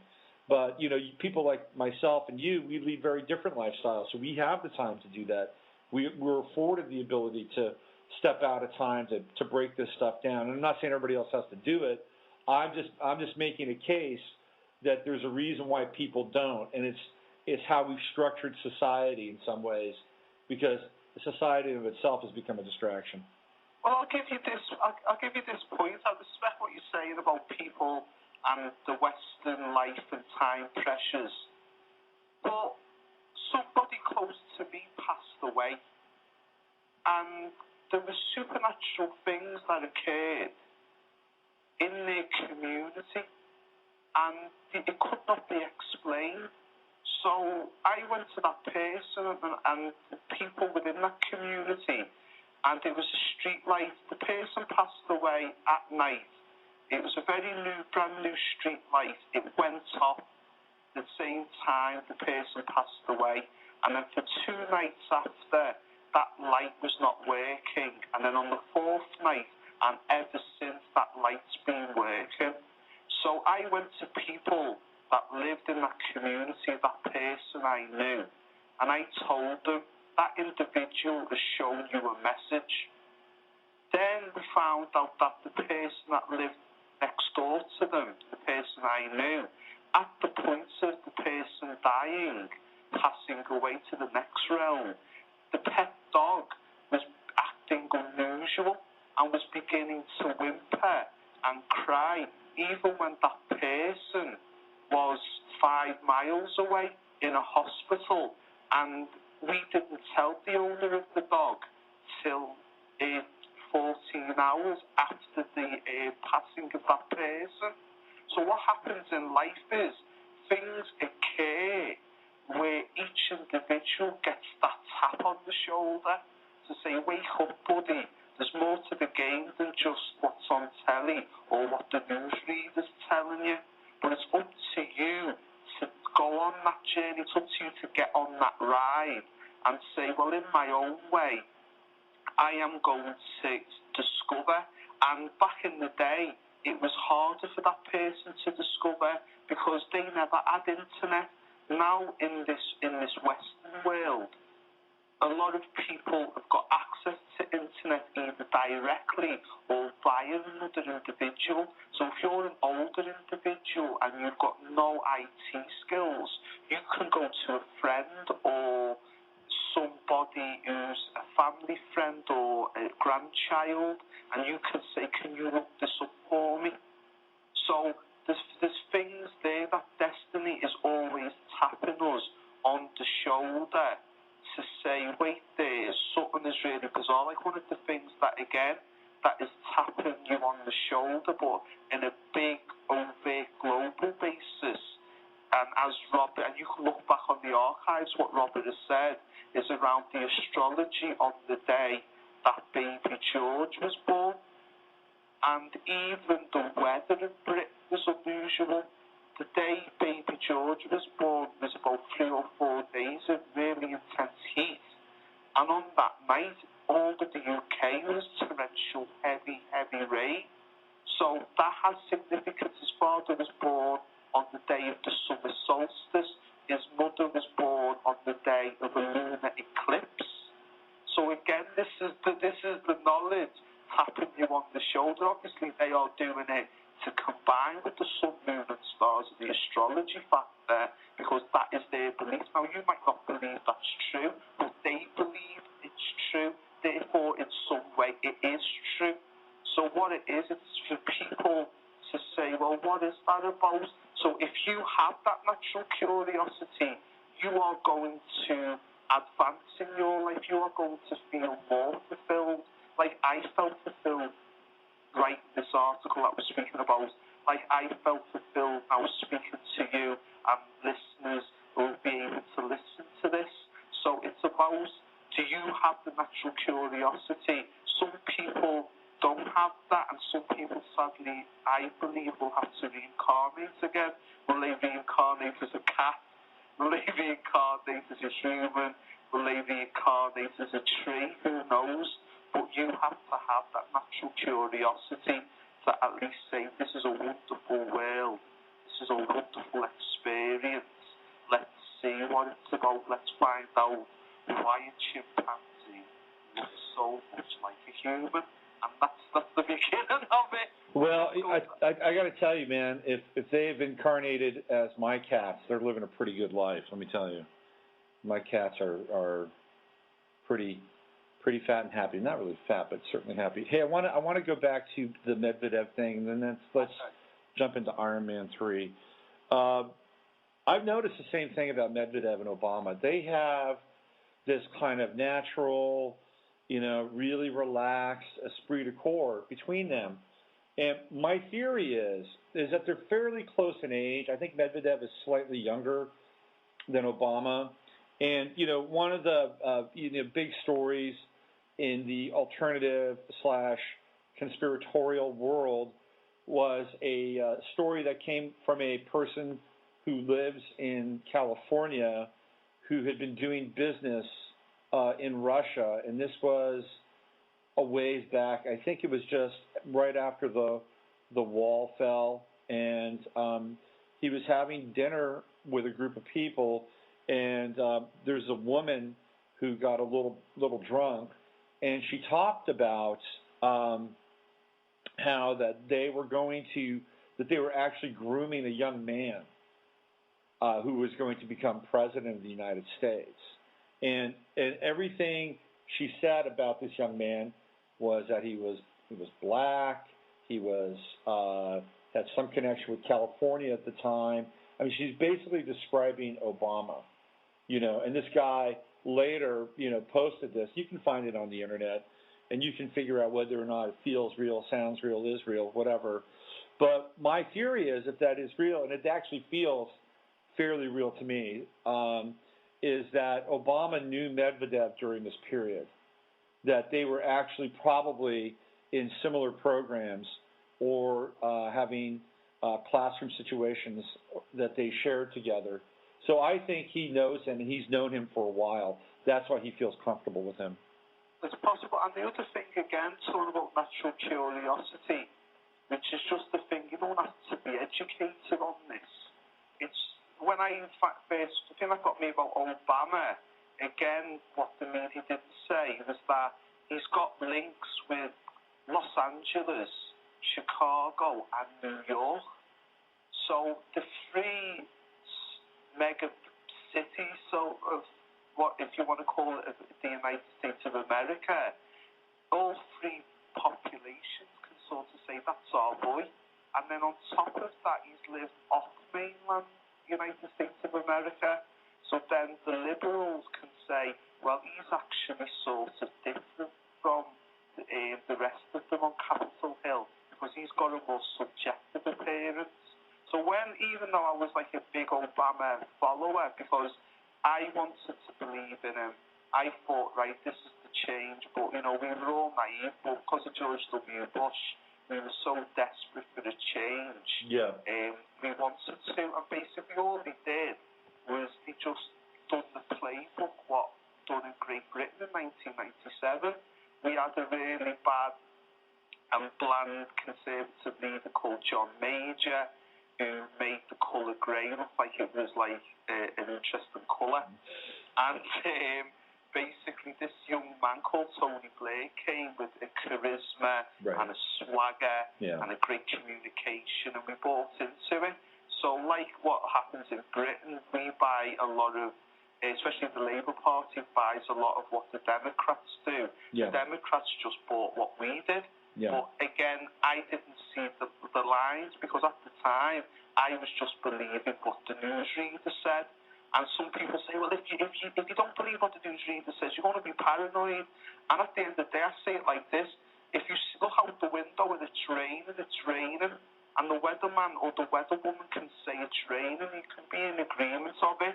They can tell you that the Oakland A's beat the San Francisco Giants, and you've seen it on the telly, and you can agree with what the sports reporters are saying in the news. But what it is that you have to now, in this paradigm of Facebook and Twitter, where everybody's got the ability now finally to be an individual and say their piece to the world, regardless if people like it or not. You have to use that in your real life situation. But it's going to be a gradual process, and this is one of the reasons why they're trying to censor it. Now, coming on to make possibly, I would say the next film is a definite challenge to future censorship, and I enjoyed this film. This film, people, is so good. It is wonderful. I've seen it twice in the cinema. Mm-hmm. That's how good it is. It's Iron Man 3. Mm-hmm. And basically, Robert Downey Jr. has realised that he's got such a level in pop culture due to the previous two Iron Man films and Marvel Avengers, or we called it Avengers Assemble, in the United Kingdom, that he can now basically be overt. And rather, whereas Oblivion is a joy to see subliminal, cleverly crafted hidden messages that some people get confused about and write it on Facebook, this is telling you the score Now this is telling you what is going on, the nature of America, the past of America, the corruption in the White House, and he says it down the line. So if you haven't seen it, I advise you get it.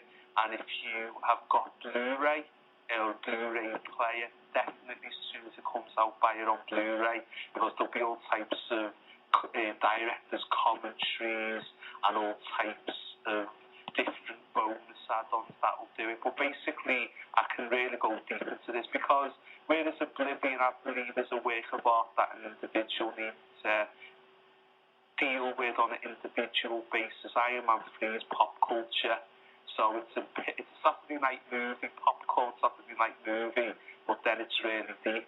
We have in Iron Man 3 a situation after Avengers Assemble in which Tony Stark becomes insecure for the first time in his life due to nearly experiencing death, and he becomes somewhat paranoid about the future of the people close to him. So he bunkers himself in the basement of his Malibu mansion, and he then creates numerous drones that work on a sort of psychic Wi-Fi system. So an implant is put into his body, and he can automatically control these numerous and communicate with these numerous Iron Man battlesuit drones, all 46 of them, via a Wi-Fi system, which again is very interesting. But this isn't for all those who are really up on game. You might start thinking, oh, it's a promotion of transhumanism, but it's certainly not, but I'll get into why. What we basically have is an international terrorist known as the Mandarin, who is based on the character, I would say, of Carlos the Jackal, meeting Osama bin Laden, a very flamboyant but articulate international terrorist who likes to do big theatrical acts of terror to inflict on the American population. But what the justification for the Mandarin's actions is that, in fact, America in its history is a terrorist nation built on the blood and suffering of certain groups, notably the Native Americans. And this is quite uncomfortable to watch, because in some way you are actually in agreement with the Mandarin when he talks about a particular massacre that happened again in Colorado, as we've mentioned that place, in 1864, known as the Sand Creek Massacre, in which the Union cavalry butchered unprotected Cheyenne and Aparo women, children, elderly, and this was done by the Colorado Territory Militia. And this historic Sand Creek Massacre of 1864 was actually mentioned by the Mandarin, played by Sir Ben Kingsley, as a justification for his attack on America, as some sort of long-baked payback for people who have been suffered. And it's very uncomfortable to watch, because it's a major Hollywood film, and I could see people in the audience were quizzical at this point and were looking at each other to go, what is this about? And normally America should be like Ghostbusters or like Rocky or like... Well, Ghostbusters is pretty dark too, but I hear what you're saying, yeah. Ghostbusters is dark, but Ghostbusters is these like 4 or 5 guys who save the day and who are like your typical Americans. And you've got Indiana Jones, and you've got all these iconic American-type male leads, and America's the good guy, and America saves the day. And for such a mega cinematic event like Iron Man 3 to say, well, actually, America isn't really that nice of a place, because in 1864, they did acts of terror on innocent women, children, and the elderly.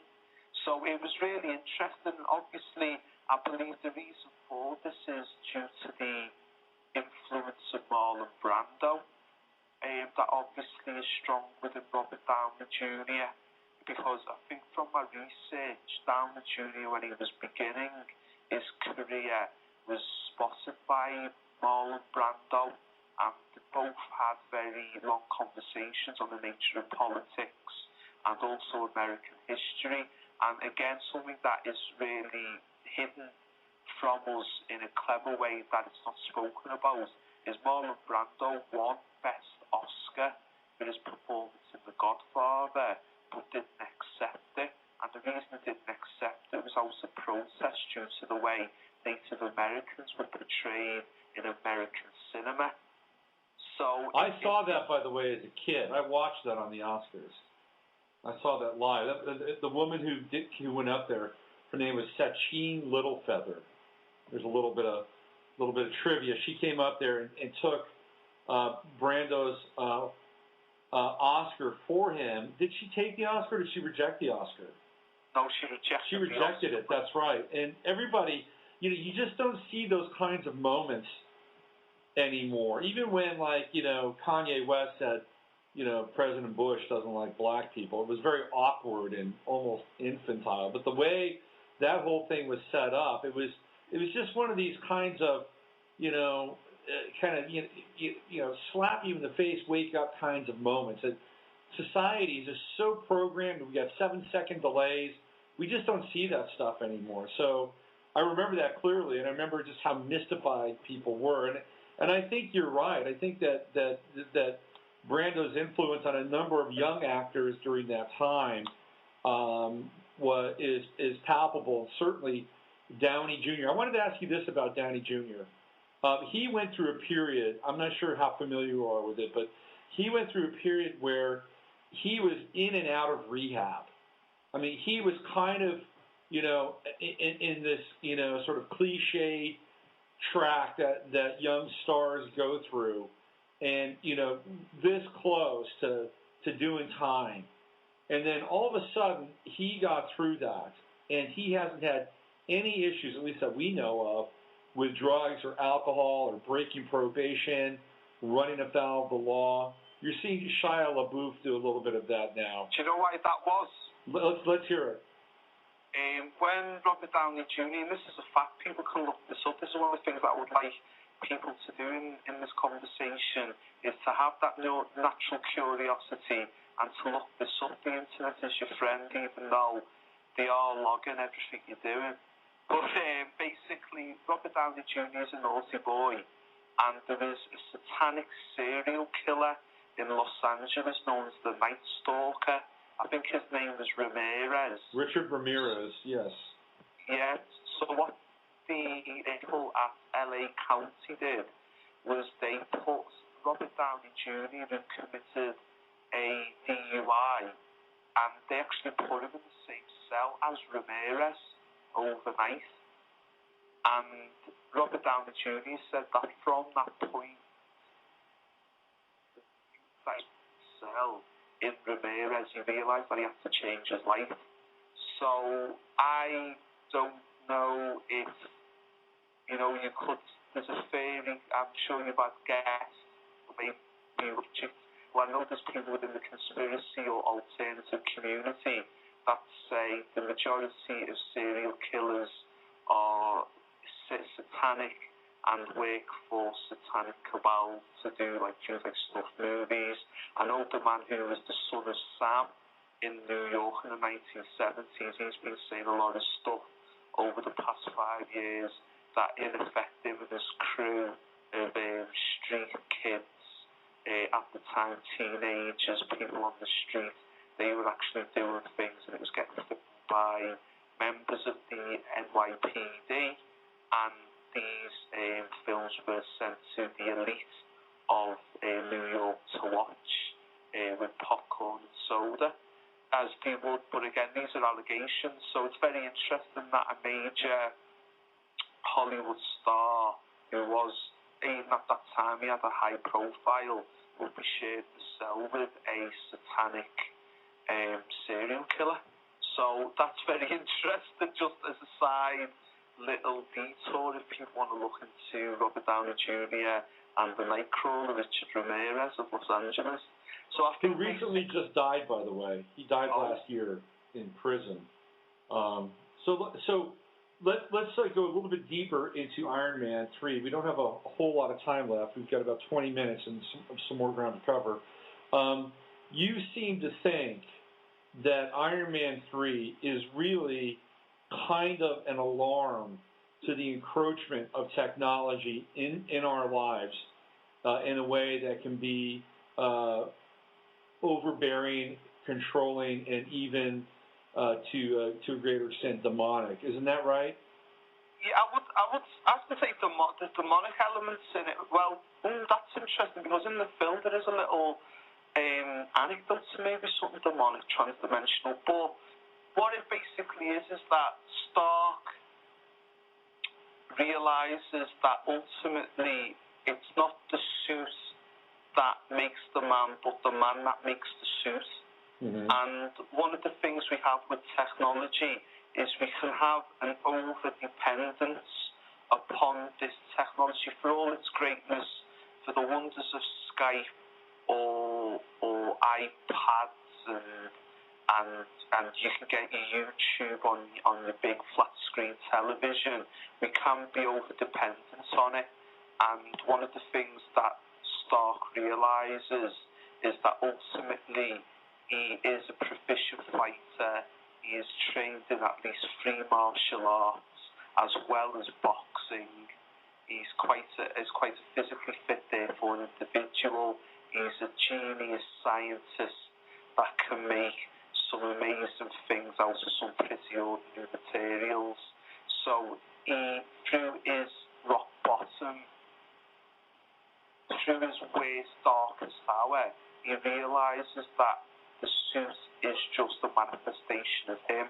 But what's happened is that people are obsessed with the suit rather than Tony Stark. Mm-hmm. And it's about being human, and it's about using that technology as a little side thing on the side rather than the be-all and end-all. You're right. And another thing with Iron Man 3 that it overtly talks about is America's relationship with the petrochemical industry, and particularly within its high-stream or high-end politics, mm-hmm. because it shows the American president as being just a corrupt individual who, as senator, covered up a major oil leak, which caused a major environmental catastrophe in the country. So it's got elements where it's very blunt. And then the other thing that I applaud it for is looking at how America, and also say this could be applied to my country, Great Britain, how we treat soldiers who have come back from Iraq and Afghanistan, mm-hmm. in that you teach these people how to be killers, and you teach these people how to do some really unhuman acts. But when they are back in ordinary society, how are you going to help them? And if you don't help them, these people could be used as puppets, could be used as pawns for some very sinister individuals. And then these individuals who serve their country, who are very patriotic, could actually become hardened and hate the country that they once loved, because they then look at the country to say, well, I've gone through all this hardship, I've gone through this mental fatigue, I've become physically fit, I've become proficient, everything you've asked of me, I have done, and now this is what you give me. You just say, here's some tablets, get on with your life. If you're depressed, take these antidepressants. Mm-hmm. So it's about the danger of how America and also, say, Britain, how we should be looking at the veterans, and how we should be really have a focused look at how we can put these people back into ordinary society. Mm. I think it's impossible. I think once you've murdered an individual, even if it's justified or not. You're never going to be the same person, but you can have a support network. And unfortunately, Iron Man 3 proves that America doesn't really give its veterans that adequate support network. So I would say that as a film, if you just want to show it to a friend, the friend will enjoy it because it's Iron Man and it's Robert Downey Jr. just being cool as is Tony Stark. But then after the film, you could maybe talk about the hidden themes that I mentioned within the article on Robert's site in Decoding the Summer Cinematrix with Darren Williams. Robert will say at the end of the show better than me, but because I'm human, I'm not perfect, I'm not a robot. So basically, I would say that out of the 4 films I reviewed, Iron Man 3 is an absolute joy.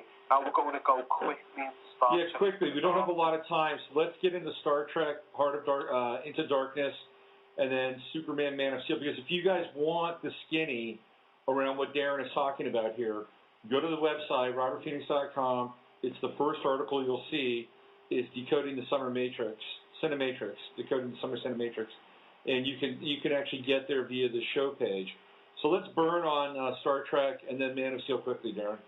Okay, and also for people, because I'm like a lot of people, some people have an awakening maybe 2 years from now, so there could be somebody who is currently asleep who maybe in 2 years might get onto the YouTube page like I did the Free Association Radio. So hopefully we can have this as a little PDF somewhere on the homepage, but I'm not technical, that's up to Robert. So if you listen to this in 2015, it'll still be there somewhere. Basically, Star Trek Into Darkness is a look at basically Osama bin Laden and how Osama bin Laden and other characters who were created by the Central Intelligence Agency and MI5 will actually, in some cases, turn back on their former masters. Now, this is expressed through the character of Khan, played by British actor Dominic Cumberbatch, in which we find out that Khan was under an alias, was an operative for Starfleet, but for a reason he decided to actually turn on his former masters. This again links in with our friend Marlon Brando in his performance as Colonel Walter E. Kurtz in the classic film Apocalypse Now, in which Brando plays a former special forces general who, because he is fed up with the manner in which America is fighting the war in Vietnam, decides to use more extreme type of measures against the Viet Cong, which is actually more barbaric, but he feels that barbarism against the Viet Cong in the film Apocalypse Now with the day. And what it's basically saying, the director J.J. Abrams of Lost fame, is that basically we have to be careful about being extreme. We will always face extremes. There will always be people who maybe even not part of this hidden shadow cabal of the enemy is the friend and the friend is the enemy, will wish to take extreme measures. But the thing that makes a nation state is the rule of law, is the fact that we do not act as our enemies act. Because if we act as our enemies act, we become our enemy. And this is the great thing of Star Trek Into Darkness. I would say that as a film, it's certainly not up there with Iron Man 3. In terms of its overt message, it's definitely up there. As a work of art, it's not as good as Oblivion, but it was a very enjoyable Saturday night film. I believe that certain bits could have been a lot more tighter, in which the dialogue and also the action sequences, some of it was quite over the top, most notably a sequence where Kurt and Khan managed to skydive in space into another ship. That was a bit over the top. But it was very interesting where it shows images of the starship going into San Francisco Bay and for some reason destroying Alcatraz prison, which is obviously now some sort of tourist attraction. I don't know why anybody would want to go to Alcatraz prison, but people obviously do. It's very popular. But I think the reason for that little hint was it's rumoured that, again, according to the conspiracy alternative community, that Alcatraz was used as a experimental thing, as in vaccines and viruses, and it's possible that AIDS or HIV as an accident came from experiments done on prisoners on Alcatraz Island. And we do know as a fact that the Boston crime lord genius Whitey Bulger was a resident on Alcatraz Island for some time, and part of the deal that he got for leaving early was that he would be under something known as MK Ultra. Now what I will do is I will leave that, I will ask those, as the theme of this conversation of natural curiosity, I will actually leave that for those unknown to actually go on the internet and find out what the MK Ultra program was, and also look at Whitey Bulger. But again, very interesting film, Star Trek Into Darkness. Now we go into Man of Steel. This was the biggest disappointment of all four films, simply because I thought with Christopher Nolan, the director of the Batman trilogy, writing the script, it would have had a sophistication and an intensity, but unfortunately the plot lines were easy to see, the subliminals was quite simple, and it was good. But the thing with Nolan is, if Robert Downey Jr. as an actor and as somebody that's part of the production staff of Iron Man 3 can have the confidence to be so overt in his messages, Christopher Nolan has to be. Christopher Nolan said a couple of years ago to the BBC that he doesn't use email, and he doesn't have a mobile phone, and he doesn't have a computer in his house. And at the end of the day, if you're going to live like that, you're a slave. For all Christopher Nolan's brilliance and his insight, you're going to be a slave. They know what you're doing. They can hack into your camera of your laptop, and they can see what you're doing without the little white light going on, because the companies that make the laptop are in with them. So the thing is, the film was very interesting in some way, because it talks about the American top secret, they make the gizmos for the US military, known as DARPA, the Defense Advanced Research Project Agency.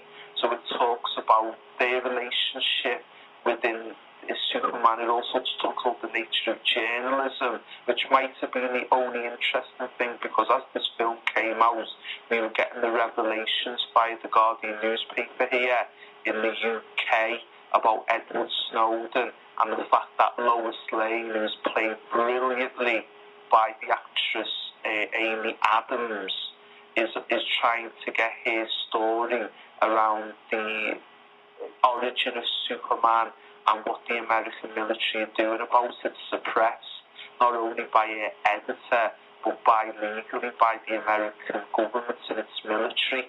So I thought that was interesting, but as a film, it was okay. It looked at genetic engineering, and it looked at other things as well. But as I say, what I will do, because I was going to come into this interview and I was going to give you, the listener, really deep insight into each film. But what I hopefully have done is I have given each and every one of you some natural curiosity where you can check the article and you can read it for yourself, and then you can also look into the films and to decide for yourself if you agree with my points or you disagree with my points, because I feel sometimes in the society we get things sometimes too overt and sometimes too obvious. And here's a Big Mac. You know how the Big Mac tastes. You know what the fries taste in McDonald's. And once you've had the fries, you always want to go back and get the fries again. So basically, sometimes we're in a too obvious situation in this world. So I'm not being obscure, but what I will do is I will leave you with something. Now, this is a little Easter egg, meaning that this is a bonus material unrelated to this conversation and my research and my article. But whilst being in the zone and having that natural curiosity, things suddenly came to me about the film Eyes Wide Shut. And I was saying to myself, why am I thinking about this film when I've been looking at sci-fi films, and what's that got to do with my research? But my brain was working, and my brain was making the connection, but it was up to me to grasp that connection, or that little tap on the shoulder to say, well, Darren, you know, I'm trying to tell you something. Are you going to look at it? So I looked at Eyes Wide Shut, and I think, again, nobody's ever said this in the community of alternative or conspiracy, but I believe the film Eyes Wide Shut might actually be about vampires, and this could either be metaphorical or real. Now, the reason why I say that is in the scene where Tom Cruise's character, Dr. Bill Harford, goes into the ceremony, they are playing music backwards. This music comes from Romania. Romania is connected to vampires. It gets even more interesting. In the Christmas party at the beginning of this film, the wife Alice Harford, played by Nicole Kidman, meets a Hungarian known as Zanzor. Vampires are always hungry. So this was interesting as well. And also, it seems that the Zanzor is of the old European, ancient medieval type of vibe, where he's talking about gods and ancient mythology, and he even seems an individual that has a close relationship to that. Mm-hmm. So again, that was a reference to old Europe, and also his seduction of Alice is almost vampiric as well. The other thing as well was the fancy dress owner.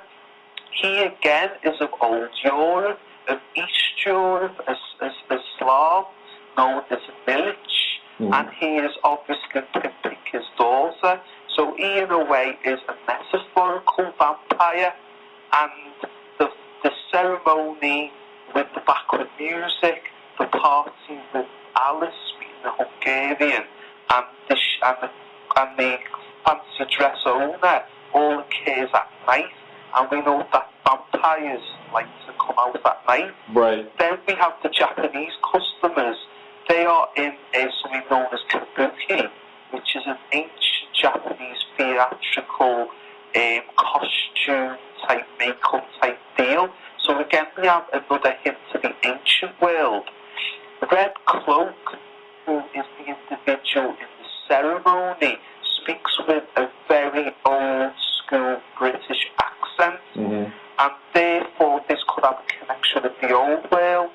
Now, the interesting thing was the ladies who are in the ceremony in the circle, who are the sex objects, so to speak, they wear masks that could be vampires, whereas everybody else has a different type of maybe Venetian old school ball mask. Right. The ladies in the circle, their masks could be that of vampires or human reptilian hybrids, perhaps. Then the other thing that's interesting is the prostitute that Dr. Bill Harford meets, known as Domino. He finds out later from her roommate she has HIV. HIV is a disease of the blood. That's so right. We have another type of vampire connection going on. The other thing as well which is strange is, how did the woman know it was Bill Harford if Bill Harford was wearing a mask? Well, if as we see in the party scene earlier on in the film, Bill Harford saved a woman, and we later find out then, we presume she was the woman that saves his life when he's exposed in the ceremony. This could only happen if this woman has some supernatural ability. They claim in the legend that vampires have great skills of smell and scent. could it be that this woman could actually smell Bill's scent, therefore knowing even if he was wearing a mask, if the man he was? So that was very interesting. Then the other thing as well was when they have the orgy scene, Ziegler's wife is in it. She is wearing the exact same dress, but she's wearing a mask. So that is, I've still got things to get into, but as we say, you know, that's a little Easter egg for people to think on. Is Kubrick telling us that the people that run the world are actual vampires, or are they metaphoric ones? You decide. But look at Eyes Wide Shut, try to put my vampire angle on it, but use natural curiosity. Well, I think you stumbled onto something really interesting, and there's another piece related to that is, you know, pretty blatant, and that's that Tom Cruise was Lestat in Diary of a Vampire. So that's another little angle that you can throw in there. Darren, thank you so much for spending. If you want to tweet me, the details are in the article. Get on the website. We're going to put it as a PDF, so if you listen to this 3 or 4 years from now, it will always be there, but use natural curiosity. Thank you, and good